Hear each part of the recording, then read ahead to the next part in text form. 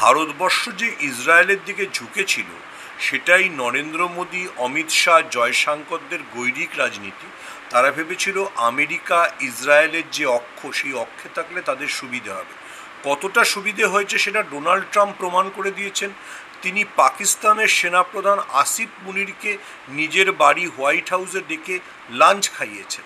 তো Donald Trump যদি আসিফ মুনির, যার বিরুদ্ধে পাকিস্তানের সমস্ত সন্ত্রাসবাদী গোষ্ঠীকে মদত দেওয়ার অভিযোগ আছে, সেই আসিফ মুনিরকে ডেকে লাঞ্চ খাওয়া, যে আসিফ মুনিরের হাতে পেহেলগাঁওতে, পেহেলগাঁওতে নিহত ২৬ জন হিন্দু পর্যটকের রক্ত লেগে আছে, সেই আসিফ মুনিরকে যদি ডোনাল্ড ট্রাম্প লাঞ্চ খাওয়ান, তাহলে আমাদের বুঝে নিতে হবে যে ভারতবর্ষের বিদেশ নীতি, নরেন্দ্র মোদী, জয়শঙ্কররা সম্পূর্ণ ব্যর্থ হয়েছে। এগেন আই রিপিট, তারা হিন্দুদের স্বার্থ রক্ষা করতে ব্যর্থ হয়েছেন, মুসলমানদের কথা ওনারা ভাবেনি না। এবার যদি আপনি ইরানের প্রশ্নে আসেন, ইরানের সঙ্গে আমাদের বহু পুরনো সম্পর্ক। ইরান পৃথিবীর সেই দেশগুলোর অন্যতম যারা আমাদের সঙ্গে অনেক সময় রুপিতে তেল কেনা বেচা করে। ইরান আমাদের অন্যতম এনার্জি পার্টনার।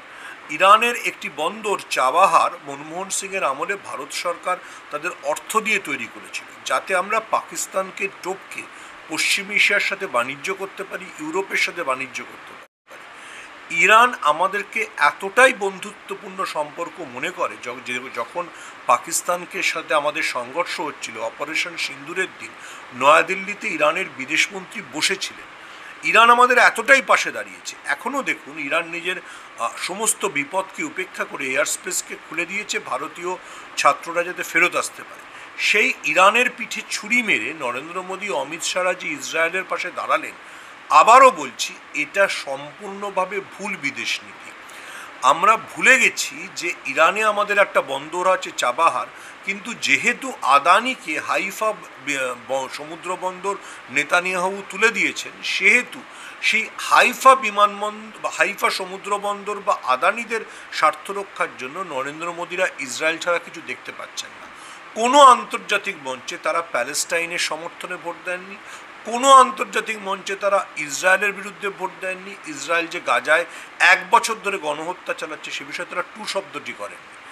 ভারতবর্ষের এই ভুল বিদেশ নীতি, ভারতবর্ষের বর্তমান সরকারের এই ভুল বিদেশ নীতি নিয়ে ইতিমধ্যেই সমস্ত বিরোধী দলগুলি, কংগ্রেস থেকে তৃণমূল, সরব হয়েছে।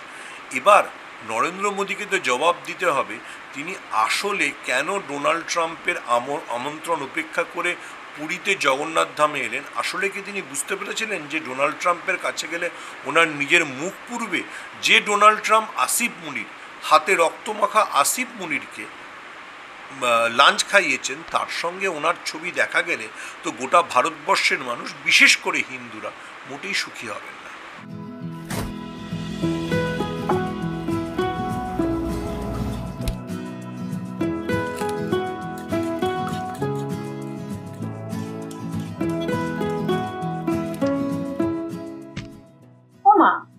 আবার ময়দা শেষ, এখন রান্না শেষ করবো কিভাবে? চিন্তা করবেন না, ফ্রেশ গ্রোসারি এখন আপনার দরজায়।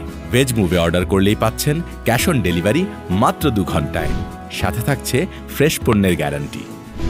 ভেজ মুভ, আমরা জানি ঘরের কাজে সাহায্য সব সময় দরকার।